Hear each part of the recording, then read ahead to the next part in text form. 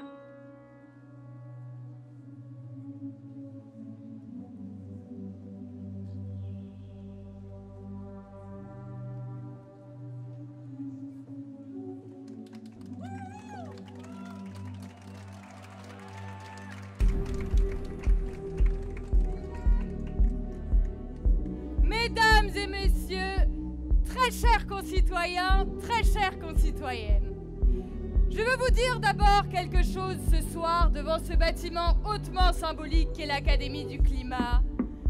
De ce climat, n'ayez pas peur, car je maîtrise et nous allons maîtriser ensemble cette situation.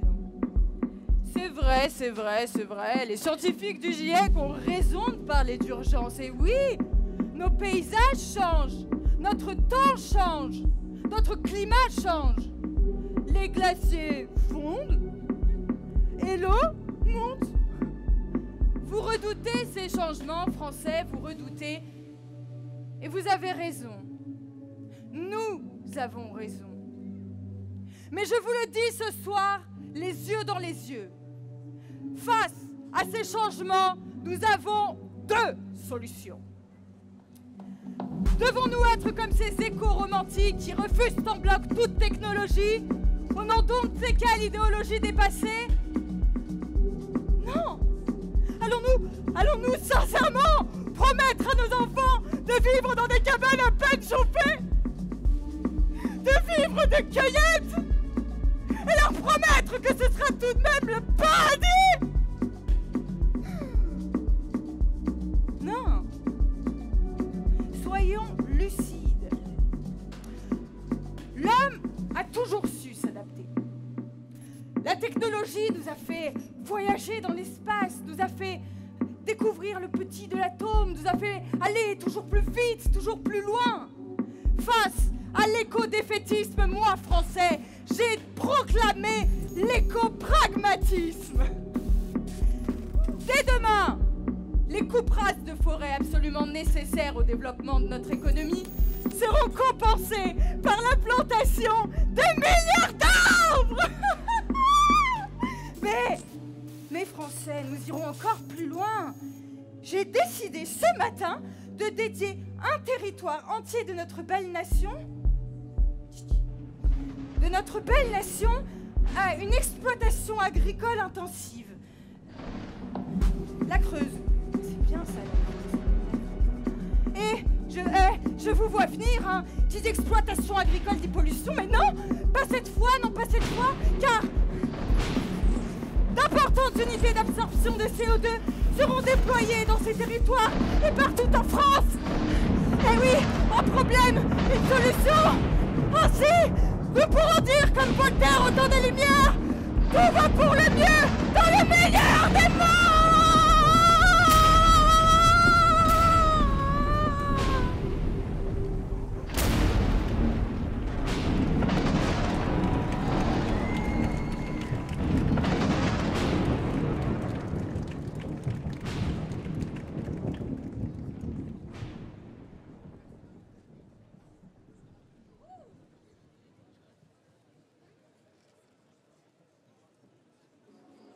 Dans les contes, l'orage fait souvent le ménage. C'est magique. C'est pratique. Un éclair et ça y est. Plus de problème. Maintenant, notre promeneur de la forêt de Fontainebleau est rentré chez lui. Se mettre à l'abri, mais on échappe plus facilement à la pluie qu'aux infos. Parce que pour le climat, on est bien servi sur les écrans. Il y a les pour, les contre, les on ne sait pas, les gentils, les méchants, celles et ceux qui ont peur aussi. Il y a encore ceux qui se battent comme Sand, mais bon, ceux-là, ils défendent les arbres. Eh, madame la présidente du tonnerre, madame la directrice des éclairs, c'est peut-être bien ceux-là, ces échos romantiques dont vous nous parliez tout à l'heure, n'est-ce pas? Plus personne. Allez, c'est l'heure des infos. Ah, on va se régaler, mes amis. Un excellent moment de distraction, d'exaltation et même d'espoir, j'ose le dire, du Molière dans le texte, genre 2024. C'est parti. Il n'y aura pas de référendum pour inscrire la protection de l'environnement dans la Constitution française. Cette mesure a finalement été abandonnée. Interdire la publicité pour les SUV? Je suis plus réservé là-dessus. Et pour gagner ce que je veux! Comme je vous disais sur l'environnement, la priorité, c'est évidemment l'homme et pas la nature. Je veux qu'on ait dès la 6e de cette année qu'on commence à avoir des élèves qui plantent des arbres. Je voulais vous dire l'importance de ces forêts tropicales, de ces forêts primaires, de cette forêt en particulier du Gabon et saluer tout le travail qui a été fait ici. We will develop a new strategy to support a high quality forest economy in French Guiana in the coming weeks and months. Je me trouve aujourd'hui à Guyane, donc là vous voyez les forces de l'ordre sont derrière. On va abattre tous ces arbres ici, au village de Prospérité. Donc c'est une vraie catastrophe quoi, écologique déjà et d'une. C'est récurrent et c'est partout. Le photovoltaïque oui mais pas sur des terres, pas sur des forêts. On a besoin des forêts pour respirer. Voilà. Donc on continue, on lâche rien.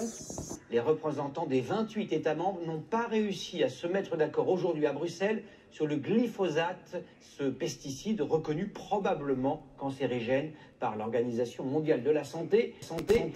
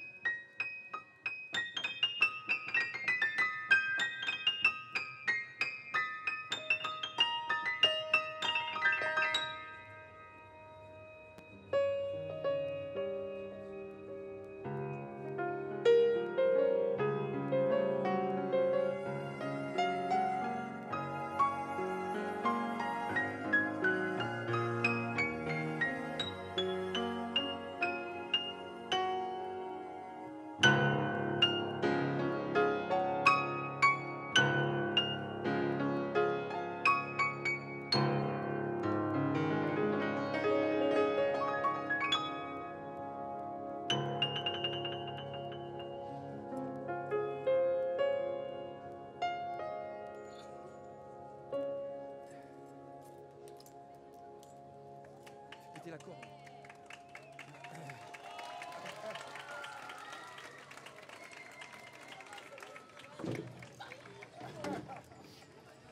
Oui.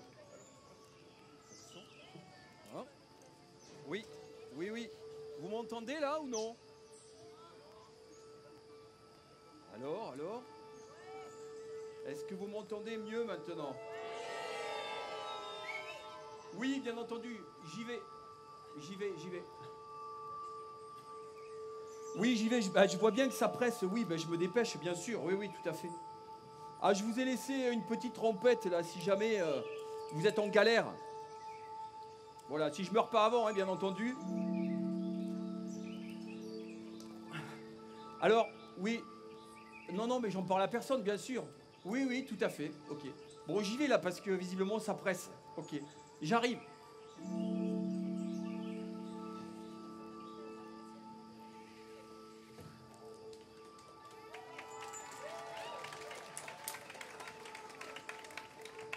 Bonjour, vous allez bien? Ah, criez pas trop fort parce que moi je suis content de vous voir, je vous avoue, mais la cohabitation c'est pas terrible. Hein. Ouais, c'est pas terrible. Bon, je me présente, excusez-moi, je m'appelle Thomas Braille, je suis le fondateur du groupe national de surveillance des arbres et je suis arboriste grimpeur de profession. Et depuis peu, voilà, je suis le nouveau directeur de cabinet de Christophe Béchu. Ça vous fait marrer?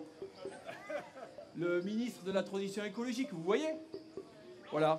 Ben, c'est lui qui est là-haut. Voilà, c'est pour ça qu'il attend que je revienne, c'est pour ça. Non, non, j'en vois qui rigole. Non, je vous assure, il est là-haut. Bon, ok. Vous allez me dire, qu'est-ce qu'un ministre fait dans un arbre? Ah, ben oui. Bon. Voilà, merci, la question complète. Voilà. Je vous explique. J'ai rangé mon costume d'éco-terroriste. Parce que, pour être honnête, ça paye pas beaucoup. Mais j'ai pas pour autant retourné ma veste, et attention, hein, je suis juste là pour donner un coup de main. Ça faisait plusieurs mois que le ministre avait une baisse d'opinion dans les sondages. Alors du coup, ils ont refait appel à mes compétences pour le reverdir un petit peu. Vous voyez le truc? Alors, je dis refait parce que j'avais déjà travaillé en 2019 avec Elisabeth Borne sur les arbres d'alignement, voilà. Sur un article de loi sur les arbres d'alignement. Et au bout d'un an et demi de travail, ben, comme il n'y avait rien de convaincant, eh ben, j'avais repris le chemin de la défense des arbres en m'accrochant dedans pour éviter les abattages. Et après 4-5 ans de lutte, bah, ils se sont aperçus qu'à Cruis, dans les Pyrénées, on fait sur la 69. Ça vous parle, la 69? Ouais, voilà. Ouais. Eh oui, c'est le problème. Voilà, mais ils se sont aperçus que j'avais une bonne popularité auprès des Français. Alors, parce que je pense qu'aujourd'hui, tout le monde a compris le rôle essentiel des arbres, pas vrai? Voilà. Ah, vous n'avez pas entendu une trompette là-haut? Si, il y a une trompette, non? Ok. Oui? Oui, monsieur le ministre? Oui, mais je me dépêche, oui, je viens à peine de descendre. Voilà. Oui, mais je sais que ça presse, oui. Oui, voilà. Bon, pour faire simple, on est dans cet arbre parce qu'il est en danger. L'arbre, pas le ministre. Hein. La présidente de la région Occitanie, Carole Delga, a décidé de l'abattre. Voilà, ce magnifique arbre là qui est projeté sur l'académie pour construire une nouvelle autoroute. Voilà. Oh, attendez, c'est quand même bien les autoroutes de temps en temps. Qui va passer de là, je crois, de là, elle m'a dit, de là à là. Voilà, ça va passer sur vous, là, sur les poussettes et tout, là. Voilà. Bon. Et comme la ministre et la présidente de région ne sont pas du même bord politique, bah, c'est pour ça qu'on est dedans. En même temps, j'ai envie de vous dire, la mort des arbres, c'est toujours dû à une décision politique, pas vrai? On est d'accord. J'en étais où, moi? Ah oui! Alors j'ai dit à Christophe, ça faut pas laisser passer mon gars. Maintenant tu vas mouiller la chemise. Si tu t'accroches dans cet arbre, tu vas remonter dans les sondages, parce que les gens aiment ça, le côté héroïque. Ils attendent un changement radical de nos politiques. Hein. Ils veulent des personnes de terrain, Christophe. Ils veulent le ministre écureuil qui a une sacrée paire de noisettes. Ah. Oui, Christophe! Les noisettes. Merde. Je disais que j'allais vous ramener des noisettes. Voilà, c'est ça. Oui. C'est bon les fruits secs pour l'énergie. Voilà. Pardon? Depuis combien de temps on est là-haut? Ben, ça fait maintenant 3 semaines. Hein. On dort là-haut, on mange là-haut, on travaille là-haut. Bref, on fait tout là-haut. Bon, je vous avoue, il est un petit peu impatient de descendre. Hein. C'est surtout sa famille et ses amis qui lui manquent. Ah! Oui, Christophe! Non! Et non, on peut pas uriner, là! Et non! Ben, parce qu'il y a du monde! Ben oui! On fait pas ça? Voilà, oui. Des journalistes. Oui, il y en a plein, beaucoup, oui. Eh non, ça non plus, on pisse pas sur les journalistes. Voilà, c'est ça. Pardon? Oui, je sais que ça presse, mais il fallait y penser avant, je vous l'avais dit. En même temps, l'anticipation, ça n'a jamais été votre truc. Non, rien. Tout est devenu trop facile avec le ministre comme patron.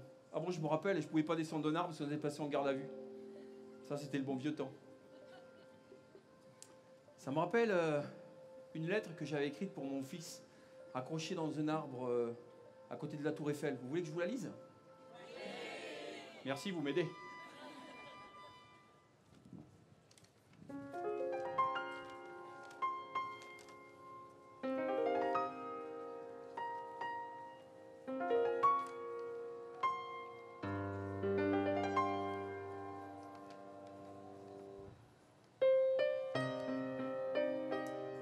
Du haut de mon arbre, j'observe le monde. Perché à 14 mètres dans ma chrysalide, je cherche inlassablement le moyen d'alerter. Je peine à sortir de ce duvet chaud et protecteur pour aller m'offrir au regard des passants. Chaque matin, au réveil, je regarde la photo de mon fils dans ce cadre accroché en face de moi. Je suis ici pour la nature et les arbres qui périclitent, mais je suis ici avant tout pour lui. L'action que je mène à Paris dans ce platane bicentenaire est mûrement réfléchie. Personne ne met sa vie en danger par plaisir et ne laisse son fils avec joie. Combien sommes-nous à avoir pris conscience de l'impact sur le mur qui nous attend? À chaque passage au pied de mon arbre, tout le monde lève un pouce en l'air, oscille la tête ou applaudit en approbation de cette grève de la faim que j'ai initiée il y a de cela 3 jours maintenant. Je sais au fond de moi que cela ne suffira pas si chacun d'entre nous ne prend pas la mesure du désastre annoncé. Je suis ici pour les forêts que l'on maltraite, pour les arbres des villes et des villages que l'on abat en toute impunité. Je suis ici pour vous et vos enfants, loin de ma campagne. Je ne suis pas le seul à le dire, mais nous sommes trop peu à agir. Je me chauffe au bois. J'ai utilisé le bois pour la construction de ma maison et nous aurons toujours besoin de cette ressource. Depuis la nuit des temps, l'homme l'utilise, mais depuis la nuit des temps, l'homme l'a extraite des forêts avec respect et conscience. L'industrialisation n'est pas un modèle viable, elle est destructrice. Elle n'est très certainement pas la solution si nous ne voulons pas que cette planète devienne un four. Je ne suis ni militant, ni activiste, ni quoi que ce soit. Je suis papa d'un petit garçon de 6 ans, arboriste grimpeur de profession et citoyen du monde. En somme, je suis comme vous. C'est pourquoi je veux m'adresser à toutes celles et ceux qui veulent agir maintenant. Je vous le dis clairement, n'attendez plus. Regardez s'il vous plaît vos enfants dans les yeux, ou regardez tout simplement cette nature qui vous entoure, et trouvez la force et le courage de sauver ce qu'il reste à sauver. Aidez-moi, aidez-vous.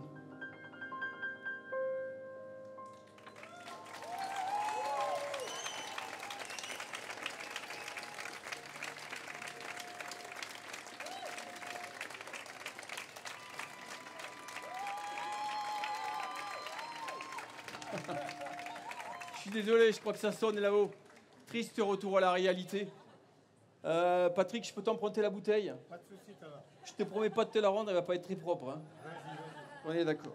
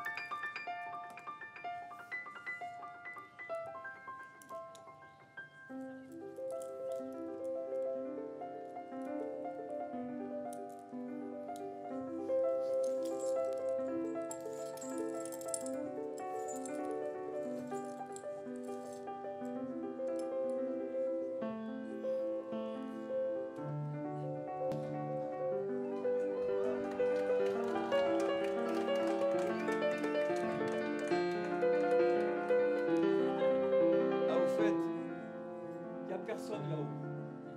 On a le droit de rêver, non?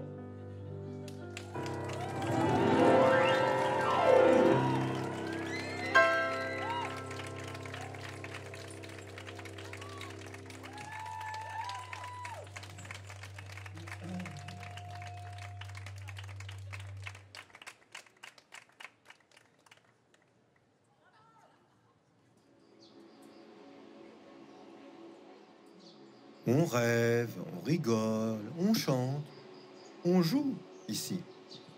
Mais il y en a d'autres qui s'amusent moins. Nos jeunes agriculteurs, par exemple. Malgré son grand cœur, notre présidente, qui pense beaucoup à eux, chaque jour, vous l'avez vu tout à l'heure, n'arrive pas tous à les sauver. Non, c'est bien dommage. Tiens, en venant ici à Paris pour l'éloge, je passe par Barbizon, un petit village tranquille, à côté de Fontainebleau. Et là, au bout d'un champ, je vois un paysan, mais comme attaché à une machine. Comme ça, de loin, je me dis qu'il répare un truc, je m'approche. Et là, je découvre un jeune homme, Il rit, il pleure, je ne sais pas trop. Il me dit qu'il a perdu sa ferme, remplacée par un centre commercial, un entrepôt, et puis il ajoute, d'un ton étrange, « Monsieur, je viens d'inventer une nouvelle danse. Je l'appelle la danse fatale du paysan et de la bétonnière. »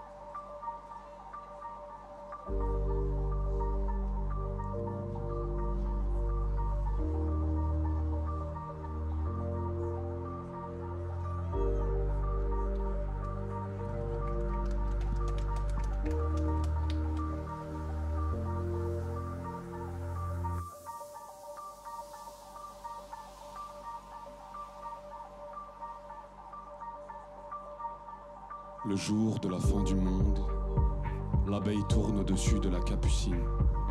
Le pêcheur répare le filet luisant. Les joyeux dauphins bondissent dans la mer. Les jeunes moineaux s'accrochent aux gouttières. Et le serpent à la peau dorée, comme avant. Le jour de la fin du monde, les femmes vont par les champs sous des ombrelles. L'ivrogne s'endort au bord du gazon. Les marchands de légumes dans la rue appellent. Et le bateau à voile jaune s'approche de l'île. Dans l'air s'allonge le son du violon qui fait s'ouvrir la nuit étoilée.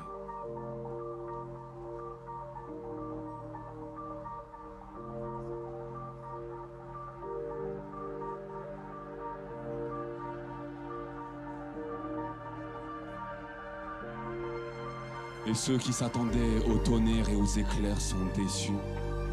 Et ceux qui s'attendaient aux signes et aux trompettes des anges ne croient pas que le jour soit venu. Tant que le soleil et la lune sont là-haut, tant que le bourdon hante la rose, tant que naissent des enfants roses, personne ne croit que le jour soit venu.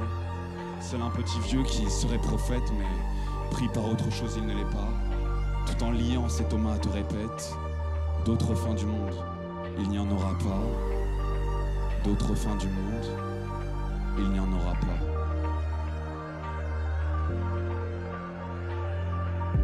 J'ai écouté les paroles du vieux jardinier, mais je ne voulais pas attendre comme lui. Regarder le soleil tomber dans la fissure que nous avions faite au ciel. Il fallait se battre, même si ça ne suffirait pas, pour garder la tête haute, le cœur digne. Ils ont déclenché l'incendie, c'était un accident. Ils pensaient être protégés des flammes derrière les remparts.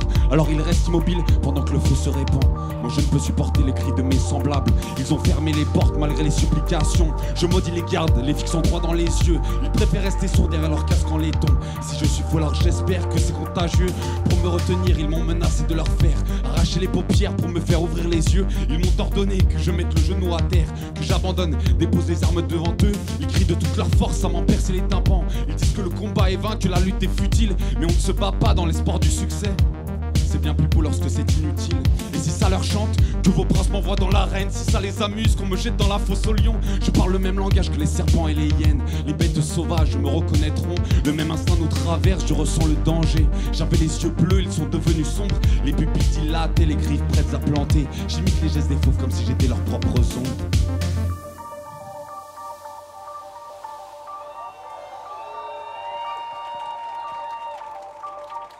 Comment rester de glace quand brûlent nos frères? À la même vitesse, les flammes et la haine se propagent. Vous voulez nous bâillonner mais pas taire le tonnerre. Écoutez-le bien, il annonce la foudre et l'orage. Et vos boucliers, vos lances ne serviront à rien quand le vent importuné vous emportera. Vous serez ridicule, soldats de plomb, petits pantins. Quand les dieux agacés voudront se jouer de vos rois. Vous vous sentez attaqués, mais je veux juste vous défendre. Je suis de votre camp, vous vous trompez d'ennemis. Mes pattes blanches ne sont pas couvertes de sang. Je crie comme un loup parce que je vois venir la nuit. J'étais un solitaire, la meute s'agrandit. J'ai vu d'autres combattants avec le même regard. Nous serons Spartacus, nous serons affranchis. Bientôt nous passerons par-dessus les remparts. Des frères et sœurs d'une même famille, la tête haute, le poing levé. Allons enfants de toute patrie, le jour d'espoir est arrivé. Le jour d'espoir est arrivé. Le jour d'espoir est arrivé. Allons enfants de toute patrie, le jour d'espoir est arrivé. Le jour d'espoir est arrivé. Le jour d'espoir est arrivé. Allons enfants de toute patrie. On s'est enfermés tout seuls dans nos prisons dorées, trop captivés par les bijoux qui brillent et les désirs avides. On s'est ligotés nous-mêmes, nos chevilles et aux poignets. On s'est habitués aux viandes avariées, aux parasites. Moi qui pensais être seul, isolé dans ma cellule, j'ai entendu du bruit dans le couloir, la symphonie des chaînes des autres détenus. Fut une douce mélodie dans ce mouroir. Elle a réveillé quelques vieux taulards, fait lever les cœurs, longtemps endormis. Elle a révélé que la lumière naissait du noir, que du grand silence naissait l'harmonie. On crochettera chaque cadenas, chaque serrure. Si le fond forcera les portes des enfers, on abandonnera personne croupir dans sa cellule. On ramènera Eurydice, on laissera personne derrière. Et afin de fuir vos jeux et la vilaine ville, Avec vos propres armes, nous pourrirons tous vos plans. Nous mettrons le feu aux poudres en bas de vos usines. Nous abattrons les colonnes et vos égos trop grands. Vous construisez des barrières, vous érigez des murs.